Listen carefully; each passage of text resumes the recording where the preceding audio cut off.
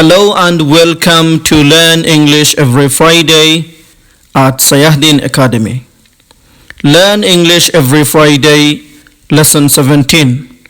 Our today's topic is future indefinite tense. To learn how to make simple sentences by using future indefinite tense, stay with us till the end of our today's lesson. সায়াহদিন একাডেমির পক্ষ থেকে সবাইকে স্বাগতম জানিয়ে শুরু করছি আমাদের আজকের lesson learn English every Friday lesson 17। আমাদের আজকের বিষয় ফিউচার ইনডেফিনিট টেন্স। তাহলে লেসনের শুরুতেই দেখে নেই আমাদের আজকের ফিউচার ইনডেফিনিট টেন্সের স্ট্রাকচার। ফিউচার ইনডেফিনিট টেন্সের স্ট্রাকচারে আমরা সাধারণত প্রথমে সাবজেক্ট বসাবো, তারপরে সাবজেক্ট অনুযায়ী শাল অথবা উইল বসাতে পারি, তারপরে আমরা ভার্বের প্রেজেন্ট ফর্ম বসাবো। সাবজেক্ট, তারপর শাল অথবা উইল এবং তারপরে ভার্বের প্রেজেন্ট ফর্ম, তাহলে হয়ে যাবে ফিউচার ইনডেফিনিট টেন্সের বাক্য এবং বাক্যের বাকি অংশ এরপরে বসাই দেব। আসুন আমরা কিছু বাক্য দেখে নেই। প্রথম বাক্য, Mr. Karim will come back home next year. আমরা এই বাক্যে দেখতে পাচ্ছি মিস্টার করিম সাবজেক্ট হিসেবে বসেছে, উইল শাল উইলের মধ্য থেকে উইল এসেছে এবং কাম ভার্বের প্রেজেন্ট ফর্ম বসেছে। তাহলে ফিউচার ইনডেফিনিট টেন্স হলো মিস্টার করিম উইল কাম, অর্থাৎ করিম সাহেব আসবেন। তাহলে এই বাক্য স্ট্রাকচার অনুযায়ী হয়ে গেল Mister Karim will come back home next year. আগামী বছর করিম সাহেব দেশে আসবেন বা বাসায় আসবেন। আসুন তার পরের বাক্য দেখে নেই। হি will establish a good school in his home country. তাহলে এই বাক্যে আমরা দেখতে পাচ্ছি হি সাবজেক্ট হিসেবে বসেছে, সাথে উইল এসেছে স্ট্রাকচার অনুযায়ী এবং তারপরে ভার্বের প্রেজেন্ট ফর্ম এস্টাবলিশ বসেছে, তারপরে বাক্যের বাকি অংশ। হি will establish a good school in his home country. তিনি স্থাপন করবেন একটি ভালো স্কুল তার তার নিজের দেশে। এই বাক্য হয়ে গেল হি will establish a good school in his home country.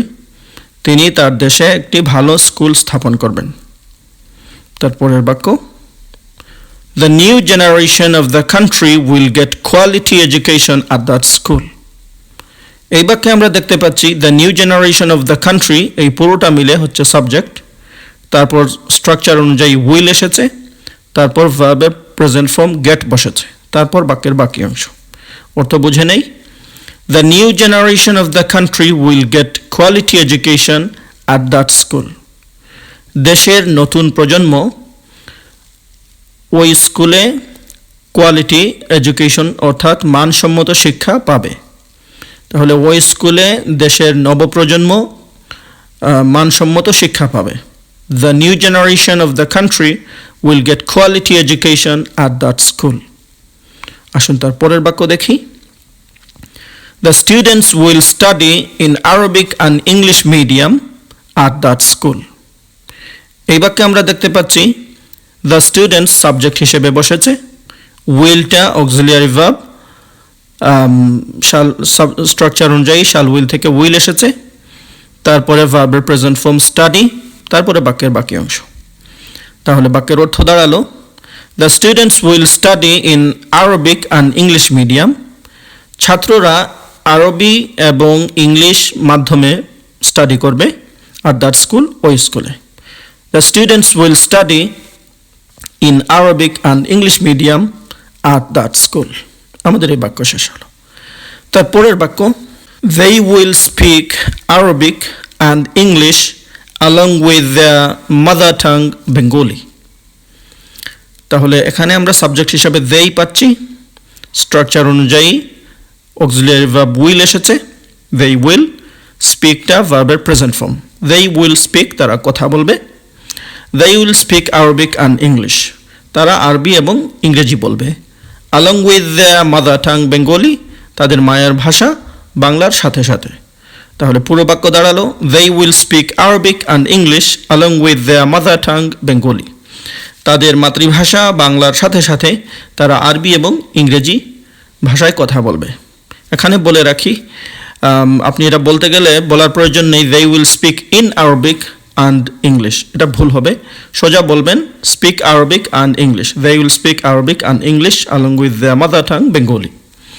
তারপরের বাক্য the curriculum of the school will mainly include languages, maths, sciences, history, Quran, Hadith, Fiqh and literature.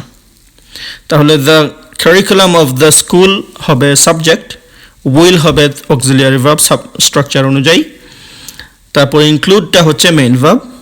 The curriculum of the school will include, স্কুলের curriculum অন্তর্ভুক্ত করবে, mainly মূলত কি কি অন্তর্ভুক্ত করবে, ল্যাঙ্গুয়েজেস ভাষা, ম্যাথস গণিত, সায়েন্সেস বিজ্ঞান বিষয়ক বিষয়গুলো, হিস্ট্রি ইতিহাস, কোরআন হাদিস তো হাদিসি, ফিক অর্থাৎ ইসলামিক আইনশাস্ত্র, অ্যান্ড লিটারেচার এবং সাহিত্য। তাহলে পুরো বাক্য দাঁড়ালো the curriculum of the school will mainly include languages, maths, sciences, history, Quran, hadith, fiqh and literature. স্কুলের কারিকুলামটি মূলত অন্তর্ভুক্ত করবে ভাষা, গণিত, বিজ্ঞান, ইতিহাস, কোরআন, হাদিস, ফিqh এবং সাহিত্য। এ বাক্য শেষ হলো। তারপরের বাক্য এবং শেষ বাক্য God willing, his dream will come true soon. এই বাক্যটা অনেক interesting.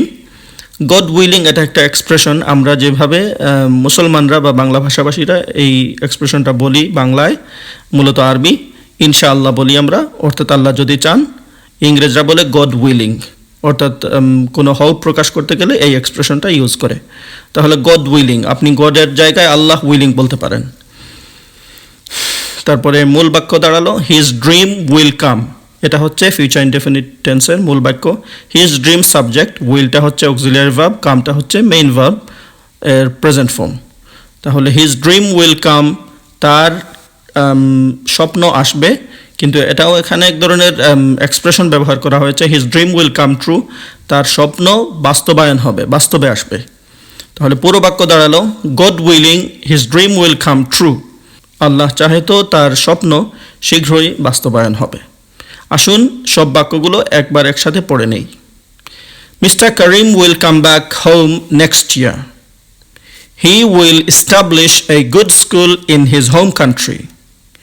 The new generation of the country will get quality education at that school. The students will study in Arabic and English medium at that school. They will speak Arabic and English along with their mother tongue Bengali.